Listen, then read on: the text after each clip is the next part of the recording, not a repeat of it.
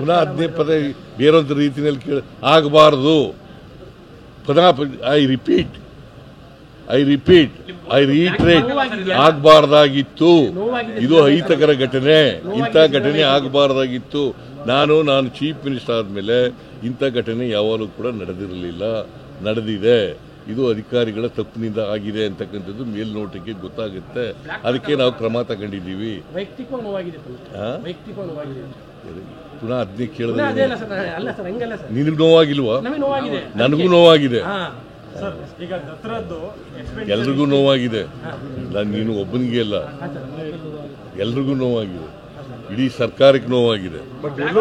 ಎಲ್ಲೋ ಒಂದ್ ಕಡೆ ಪೊಲೀಸ್ ಕಮಿಷನರ್ನ ಬಲಿಪಶು ಮಾಡೋದು ಅಂತ ಅಂದ್ಬಿಟ್ಟು ಒಂದು ಕ್ಯಾಂಪೇನ್ ಮಾಡ್ತಾ ಇದ್ದಾರೆ ಎಲ್ಲ ಸೋಷಿಯಲ್ ಮೀಡಿಯಾದಲ್ಲಿ. It is not correct. ಈಗ ಪೊಲೀಸ್ ಕಮಿಷನರ್ ಒಬ್ಬರೇ ಎಲ್ಲ ಸಸ್ಪೆಂಡ್ ಆಗಿದ್ದಾರೆ, 5 ಜನ ಸಸ್ಪೆಂಡ್ ಆಗಿದ್ದಾರೆ. ಇಂಟೆಲಿಜೆನ್ಸ್ನವ್ರನ್ನ ಬದಲಾವಣೆ ಮಾಡಿದ್ದೀವಿ. ಆಮೇಲೆ ಗೋವಿಂದರಾಜು ನಮ್ಮ ಪೊಲಿಟಿಕಲ್ ಸೆಕ್ರೆಟರಿನ ರಿಮೂವ್ ಮಾಡಿದ್ದೀವಿ. ಗೊತ್ತಾಯ್ತಾ? ನಾವು ಸೀರೀಸ್ ಆಫ್ ಕ್ರಮ ತಗೊಂಡಿದ್ದೀವಿ. ಒಬ್ಬರನ್ನೇ ಮಾಡಿಲ್ಲ. ಪೊಲೀಸ್ ಕಮಿಷನರ್ ಒಬ್ಬರನ್ನೇ ಮಾಡಿದ್ದೀವ. ಅಡಿಷನಲ್ ಕಮಿಷನರ್ ಪೊಲೀಸ್, ಆಮೇಲೆ DCP, ACP, ಇನ್ಸ್ಪೆಕ್ಟರು ಎಲ್ಲರೂ ಮಾಡಿದ್ದೀವಿ. ಇದು 2 ವರ್ಷ ಸಂಭ್ರಮದಲ್ಲಿ ಇದ್ದವ್ರಿಗೆ ಒಂಥರ ಬ್ಲ್ಯಾಕ್ ಮಾರ್ಕ್ ಆಗಲಿಲ್ಲ. 2 ವರ್ಷ ಸಂಭ್ರಮದಲ್ಲಿ ಬ್ಲ್ಯಾಕ್ ಮಾರ್ಕ್ ಆಗಲಿಲ್ಲ. ಹೆಂಗೆ ಬ್ಲ್ಯಾಕ್ ಮಾರ್ಕ್? ಪುನಃ ಇನ್ನೊಂದು ಸಾರಿ ಬ್ಲ್ಯಾಕ್ ಈಗ ನಾವು ತಪ್ಪು ಮಾಡಿದರೆ ತಪ್ಪು ಮಾಡಿದ್ದು ಅಂತ ಒಪ್ಕೋಬೋದು. ನಾವು ತಪ್ಪೇ ಮಾಡಿಲ್ವಲ್ಲ.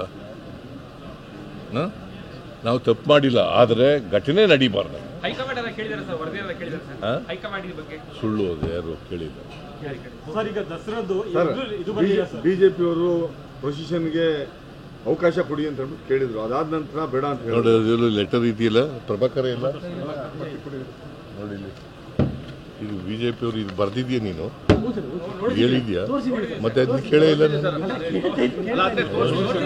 ಬರೀ ಇದನ್ನೇ ಕೇಳ್ತಾ ಇದೆಯಾ? ನಿಮ್ಗೆ ಬೇಸರ ಆಗಿದೆಯಾ? ನಿಮ್ಗೆ ನೋವಾಗಿದೆಯಾ? ನಿಮ್ಗೆ ಇದಾಗಿದೆಯಾ?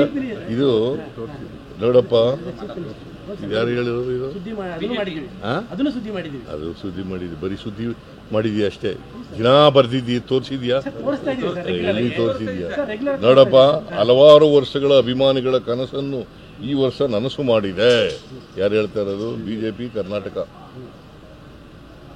ಆದರೆ ತೆರೆದ ಬಸ್ನಲ್ಲಿ ಆಟಗಾರರ ವಿಜಯೋತ್ಸವಕ್ಕೆ ಅನುಮತಿ ನಿರಾಕರಿಸುವ ಮೂಲಕ ಆಕಸ್ಮಿಕ ಗೃಹ ಸಚಿವ ಅವರು ತಾವೊಬ್ಬ ಅಸಮರ್ಥ ಹಾಗೂ ಅದಕ್ಷ ಎಂಬುದನ್ನು ಮತ್ತೊಮ್ಮೆ ಸಾಬೀತುಪಡಿಸುತ್ತದೆ. ಯಾರು ಹೇಳಿರೋದು? ಈಗೇನು ಹೇಳ್ತಾ ಇದ್ದಾರೆ? ಇದು ಹೇಳ್ತಾ ಇದ್ದಾರಾ? ನಮ್ಮ ನೆಚ್ಚಿನ ಆಟಗಾರರನ್ನು ಅತೀ ಹತ್ತಿರದಿಂದ ಕಣ್ತುಂಬಿಕೊಳ್ಳಲು ಅಭಿಮಾನಿಗಳು ಕಾಯುತ್ತಿದ್ದು, ಅಭಿಮಾನಿಗಳ ಈ ಸಂಭ್ರಮಕ್ಕೆ ಕಲ್ಲು ಹಾಕಿದ ಪರಮೇಶ್ವರ್. ಯಾರು ಹೇಳಿರೋದು? ಹೌದೇ?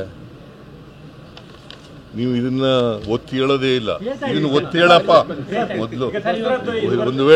ಒಂದು ವೇಳೆ ಬಿಜೆಪಿಯವ್ರಿಗೆ ಮಾಡಿ ವಿಧಾನಸೌಧದ ಮುಂದುಗಡೆ ಮಾಡಿ ಅಂತ ಹೇಳದೆ ಹೋಗಿದ್ರೆ ಬಿಜೆಪಿಯವರು ಬೇರೆ ಥರ ಬಣ್ಣ ಹಚ್ಚರು.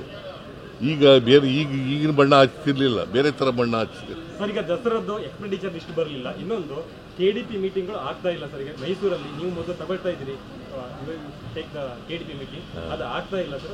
ಯಾವ ಡಿಸ್ಟ್ರಿಕ್ಟ್ ಇನ್ಚಾರ್ಜ್ ಮಿನಿಸ್ಟರ್ ಮತ್ತೆ ದಸರಾದ್ದು ಯಾವಾಗ ಕೊಡ್ಬೋದು ಸರ್? ಈಗ ತಕ್ಷಣ ಮಾಡ್ತೀವಿ.